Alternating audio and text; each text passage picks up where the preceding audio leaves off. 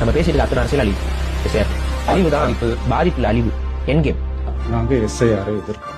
நம்மோட தொடர் எதிர்ப்புகளை மீறி எஸ்ஐஆர் பணிகள் தொடங்கிடுச்சு. இந்த தேர்தலிலும் போட்டு இந்த எஸ்ஐஆர் மட்டும் செயல்படுத்திட்டான் 29 தேர்தல் அவன் தீர்மானிப்பான். போதிக்கும் போது எது ஒன்றும் உனக்கு புரியாது, பாதிக்கும் போது புரியும் உனக்கு. 60,000 வாக்காளர்கள் பீகார்ல இல்ல, அவங்க வெளியூருக்கு போய் செட்டில் ஆயிட்டாங்கன்னு சொல்லுங்க. 60,000 இருங்க. அங்க வெளியேற்றப்பட்ட 81 லட்சம் பேர் இருக்கான்ல, அவன் இங்க வருவான். இங்க பீகார்ல அவங்க அப்பா அம்மாவுக்கு வாக்குரிமை இருந்தா இங்க எடுத்துக்கலாம்னு நீ ஒரு விதி வச்சிருக்க. தமிழ்நாட்டுல ஆடாகும். இது தமிழ்நாட்டுக்கு நல்லதா? ஆனா எனக்கு என்ன சொல்ற, 2002 போட்டியா எங்க அம்மாட்ட போய் என் தாத்தா மாசலாமணியும் பருவதம்மாலும் இறந்து விட்டாங்க அம்மாச்சி. அவங்க ஓட்டு உரிமை எங்க இருக்குன்னு எங்க அம்மா பாப்பா அங்கிட்டு போயிடும். இதான் நடக்கும். வெளியூர்காரன் ஓ ஊர்ல வாக்காளரா மாறான். இது உன்னோட ஊர் எதிர்காலம் என்ன ஆகும்?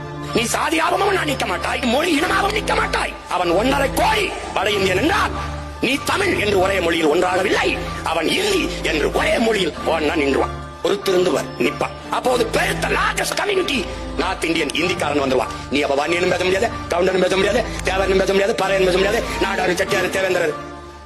ஏடிஎம்கே அதை ஆதரிக்குது. எஸ்ஐஆரை நாங்கள் ஆதரிக்கிறோம். தமிழ்நாட்டு மக்கள் மீது எடப்பாடி பழனிசாமிக்கு அதிமுக ஒரு மயிர் அளவு அக்கறை இருக்கா? அதனாலதான் நாங்க எஸ்ஐஆரை எதிர்ப்போம். நம்ம புது வாக்காளர்கள் அந்த ஃபார்ம் நம்பர் 6 இதனாலதான் நாங்க எதிர்க்கிறோம் அப்படிங்கிறது. எதிர்க்கக்கூடிய நீங்க மக்கள் எல்லாம் பதிவு செய்யணும் ஏன் சொல்றீங்க? தமிழர்களுக்கு எதிரான இல்ல தமிழ்நாட்டு குடிமக்களுக்கு எதிரான ஒரு விஷயம் அப்படிங்கிறது விஜய் அவர்களுக்கு தெரியாம இருக்க வாய்ப்பே இல்ல. நம்மோட தொடர் எதிர்ப்புகளை மீறி எஸ்ஐஆர் பணிகள் தொடங்கிடுச்சு. இது எப்படி பதிவு பண்றதுன்னே எல்லாரும் சொல்லிட்டு இருக்கீங்க. திமுகவும் அதான் சொல்றது, நாங்கள் கடுமையாக எதிர்க்கிறோம். ஆனா நீங்க எப்படி பதிவு பண்ணணும் என்றால் இதான் உங்க எதிர்பாரா?